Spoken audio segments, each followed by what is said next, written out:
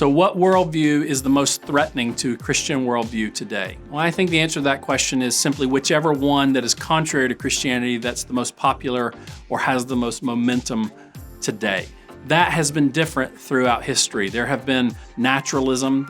Naturalism has been one of the major ones that's been opposed to Christianity. It's been a major threat to us.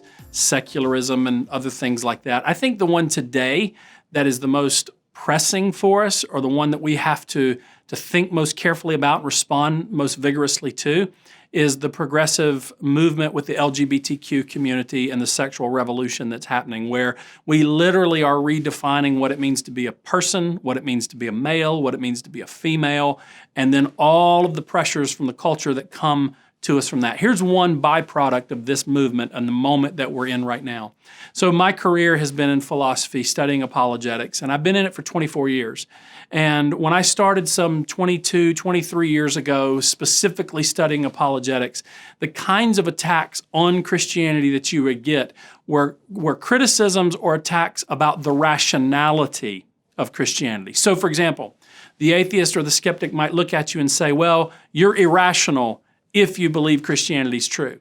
There's no good reasons for believing that Christianity was true. So how did apologetics respond?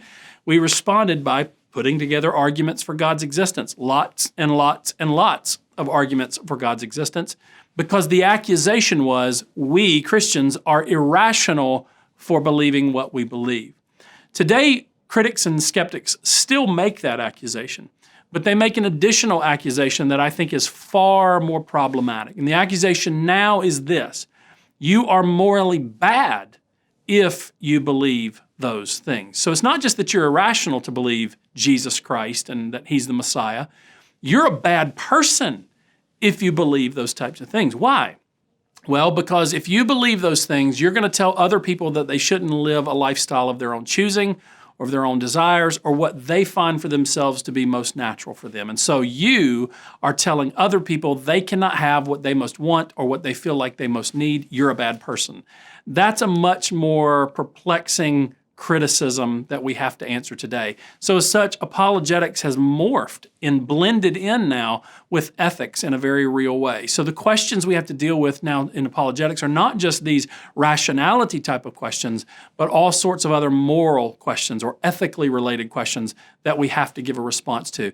And those are trickier types of responses that we have to give. They're much more prone to aphorisms, short little punchy statements, as opposed to bigger arguments.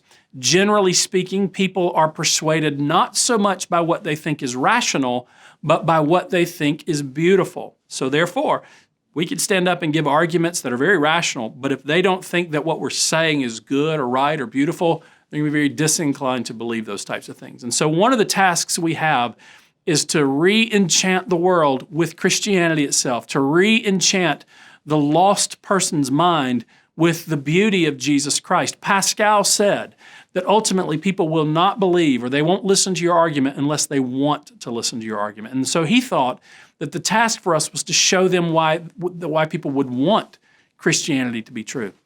Show them how beautiful Christ is, how life-giving Christianity is, how joyful it is to walk with Christ, and whet the appetite for them to want to walk with Christ. And then and only then will they listen to our arguments. And so I tend to think that the most challenging one is whichever one is most pressing for today, and I see that as the progressive agenda with the LGBTQ community, because the accusation has been flipped now to say that we're bad people for believing what we believe, and that changes the nature of the response that we've got to give.